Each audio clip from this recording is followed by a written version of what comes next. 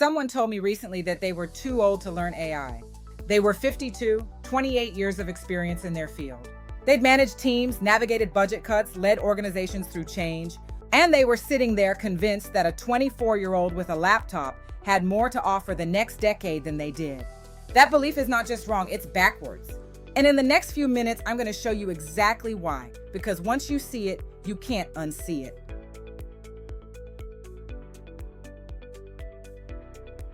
Here's what's actually happening when someone says, "I'm too old for AI." They're not describing reality. They're describing fear. Specifically, the fear of being a beginner again, of not knowing what everyone else seems to know, of looking slow or confused or behind. And that fear makes sense. If you've spent 20 or 30 years becoming an expert at something, the idea of starting over at the bottom of a learning curve feels humiliating. Why would you do that to yourself? But here's the problem with that thinking. It assumes the learning curve is the same for everyone. It's not. A 25-year-old learning AI is starting from scratch. No industry knowledge, no professional judgment, no understanding of how organizations actually work. They're learning the tool with nothing behind it.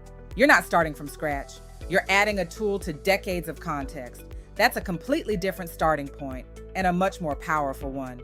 I want to tell you something honest about my own relationship with AI because it didn't start with confidence. When I first started seriously exploring AI tools, I didn't feel like a tech pioneer.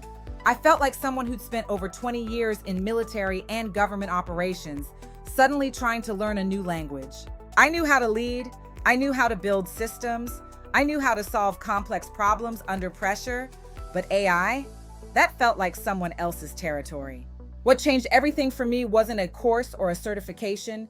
It was the moment I stopped trying to understand AI the way a computer scientist would and started asking, how does this apply to what I already know how to do? Once I asked that question, everything shifted because the answer was everywhere. Every system I knew how to build, every process I knew how to improve, every team I knew how to lead. AI didn't replace any of that knowledge. It accelerated it.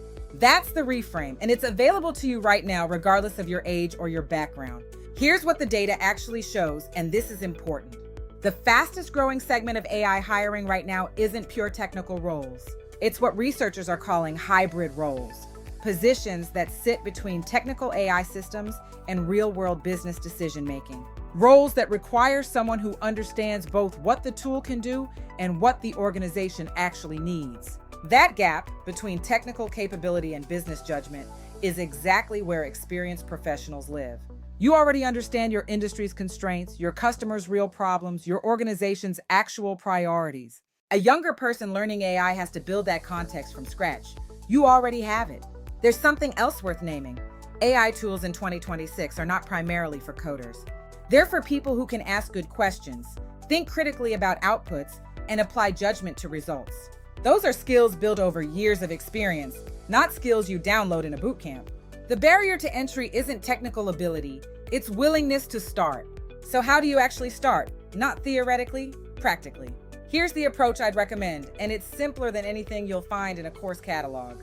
Pick one problem you already know well, something in your work, your business, or your daily life that costs you time or energy, and use one AI tool to help you solve it. Just one problem, just one tool. Don't start with, "I'm going to learn AI." That's too big and too vague. Start with, "I'm going to use Claude or ChatGPT to help me write this proposal faster." Or, "I'm going to use an AI tool to help me analyze this data I've been putting off." Specific, bounded, connected to something you already care about. The learning happens in the doing, not in the preparation. Every time you use an AI tool to solve a real problem, you're building intuition about what it can and can't do. And that intuition is what separates people who use AI well from people who just use it occasionally. You don't need to understand how it works. You need to understand what it's good for, and that takes about a week of honest experimentation, not a year of study. Here's your one action for this week. Open one AI tool, Claude, ChatGPT, whichever, and give it a real task from your actual life. Not a test prompt, not a "let's see what this thing can do" experiment. A real task you've been putting off or dreading. Let it help you. Notice what it does well and where it falls short. Ask it a follow-up question. Push back on an answer you're not sure about. That one session, one real problem, one honest attempt, will teach you more about AI than most introductory courses, because you'll be learning it through the lens of everything you already know.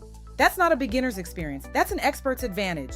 If this episode resonated with you, I want to point you towards something. Over at TrueEdit, that's trueedit.co, I've put together beginner-friendly guides, frameworks, and resources specifically for people who are ready to start using AI but don't know where to begin. It's the practical companion to everything we talk about on this channel. If you're ready to move from thinking about it to actually doing it, that's the place to start. And next week on Build What's Next, we're going deeper into the future of work, specifically what's already changed and what that means for you personally. Not predictions, evidence. I'll see you there. Subscribe if you haven't, and let's keep building.